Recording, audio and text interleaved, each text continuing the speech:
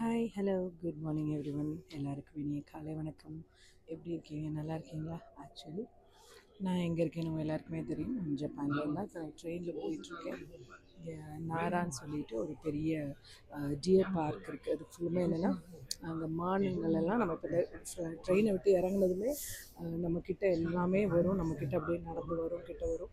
நம்ம அதுங்களுக்கு ஏதாவது கொடுத்தோன்னா அதை நம்ம தலையெல்லாம் பவ் பண்ணி நம்மக்கிட்ட வந்து நம்மளை வந்து ப்ளஸ் பண்ணுமா. ஸோ இது இங்கே ரொம்ப ஸ்பெஷல்ன்றாங்க. ஸோ அதனால தான் இப்போ அந்த இடத்துக்கு போயிட்டுருக்கோம். ட்ரெயினில் போயிட்டுருக்கோம். ஏன்னா எப்போவுமே கார்லலாம் போனால் அது நம்ம அங்கேயே பண்ணுற விஷயம் தானே. ஸோ இந்த ட்ரெயின்லலாம் போனால் ஒரு ஜாலியாக இருக்குது. ஸோ இது வந்து எலக்ட்ரிக் ட்ரெயின் தான், பட் புல்லட் ட்ரெயின் இல்லை. இங்கேருந்து ஒரு 40 மினிட்ஸ் ஸோ அந்த ட்ரெயின் ட்ராவல் போயிட்டுருக்கோம். சரி, அதே மாதிரி நிறைய பேர் வந்து என்கிட்ட வசிமா இங்கே நடக்கிற விஷயங்களெல்லாம் நீங்கள் பார்த்தீங்களா, யூடியூப் பார்த்தீங்களா? நான் இல்லைங்க, நான் எந்த ஒரு விஷயத்தையும் பார்க்கல. பட் ஆனால் நேற்று ஒரு வீடியோ நான் பார்த்தேன். நீங்களாம் போட்ட மெசேஜுக்கு அப்புறம் நேற்று நைட்டு ஒரு 11:30 12 இருக்கும் இந்த ஊர் டைமில். அப்போ பார்த்தேன் இந்த மாதிரி ஹாஸ்பிட்டலில் அட்மிட் ஆகிருக்கிற மாதிரிலாம். அது கீழே உங்களோட கமெண்ட்ஸ் எல்லாம் பார்த்தேன். நான் என்ன சொல்லணும்னா, அது அவங்கவுங்களுடைய வாழ்க்கை. அவங்களுடைய வாழ்க்கையில் எது நல்லது எது கெட்டதுன்னு அவங்க சூஸ் பண்ணிக்கிறாங்க, அவங்க வாழ்கிறாங்க. சரிங்களா? நம்ம யாரும் அதை பற்றி டென்ஷன் ஆக தேவையில்லை. சரிங்களா? அவங்களுக்கு தெரியும் அது வந்து அவங்க வாழ்க்கையில் தேவையா தேவையில்லையா, இதை பண்ணணுமா வேண்டாமா, செய்யலாமா கூடாதான்னு அவங்க பார்த்துப்பாங்க.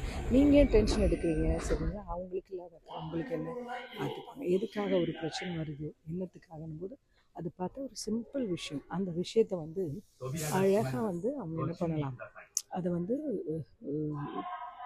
சார்ட் அவுட் பண்ணலாம். பட் அது சார்ட் அவுட் பண்ணாமல் ஏன் அதை அப்படி இழுத்துட்ருக்காங்கன்றது உங்களுக்கு தெரியும். ஸோ அதனால் அந்த விஷயத்தெல்லாம் விட்டுருங்க.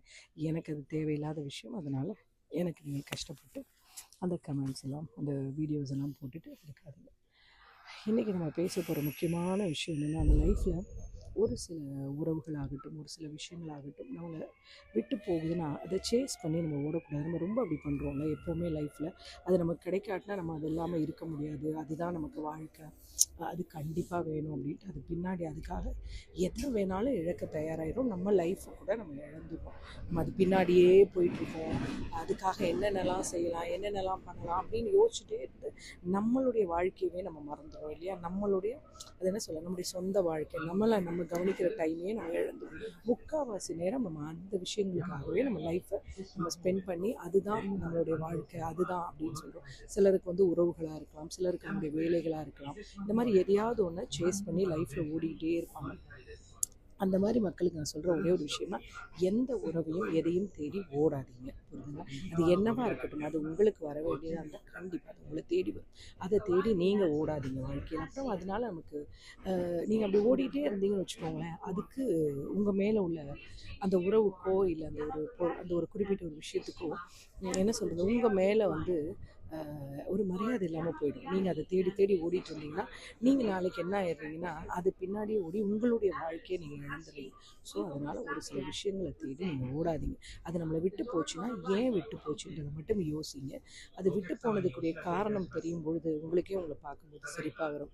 சரி, இதுக்காகவா நம்ம இவ்வளோ தேடணும், இந்த உறவுக்காகவா நம்ம இவ்வளோ விஷயங்களை நம்ம இழந்து நம்முடைய லைஃப்பில் அப்படின்னு சொல்லி யோசிப்போம். அப்புறம் இழந்து போன நம்ம டைமையும் நம்மளுடைய அந்த வயது அதெல்லாம் நம்ம திரும்ப கொண்டு வர முடியாது. ஸோ இருக்கிற காலங்களில் உங்களுடைய சந்தோஷம் என்னவோ, உங்களுடைய இது அதை நீங்கள் பாருங்கள்.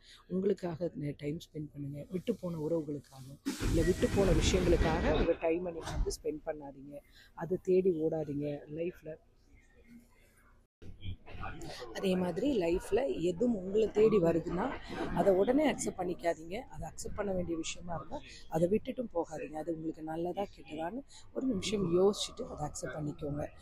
இல்லைன்னா அதையும் விட்டு ஒதுங்கி உங்களை மேலே, உங்கள் உழைப்பில், உங்கள் மேலே உங்களுக்கு நம்பிக்கை வச்சுட்டு உங்கள் வாழ்க்கையை ரன் பண்ணுங்கள்.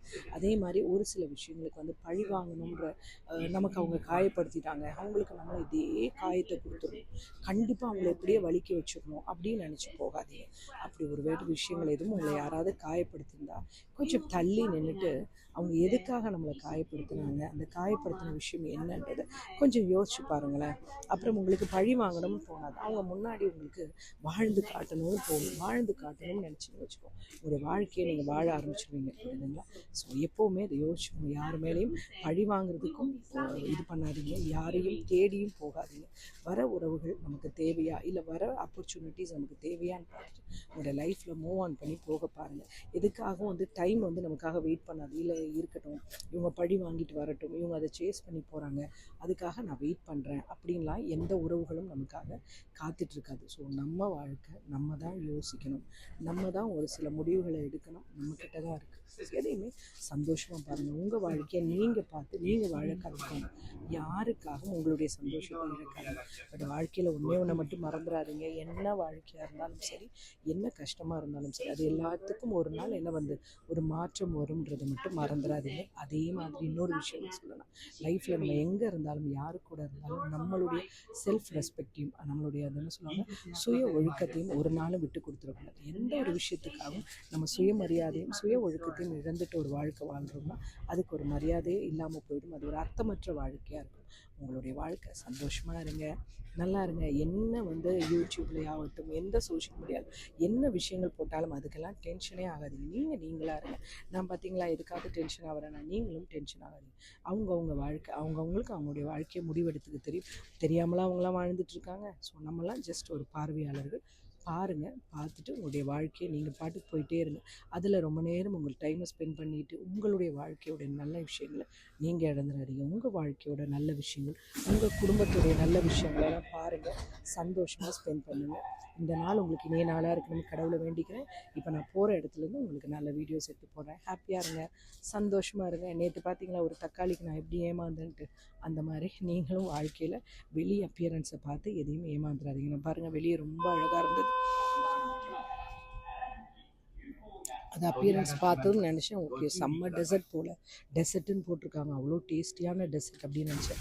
கடைசியில் பார்த்தா நம்ம ஊரில் 1 கிலோ தக்காளி 25 ரூபாய்க்கு இல்லை தான் 50 ரூபாய்க்கு வாங்கிடும். அந்த 1 கிலோ தக்காளியோட விலை இல்லாமல் ஒரே ஒரு பச்சை தக்காளியில் கொஞ்சோண்டு மயோனீஸ் வச்சுட்டு அழகாக கலர் காமிச்சு அது ஒரு ஸ்வீட்டுன்னு சொல்லி வச்சுட்டு அதுக்கு 1200 வாங்கினாங்க.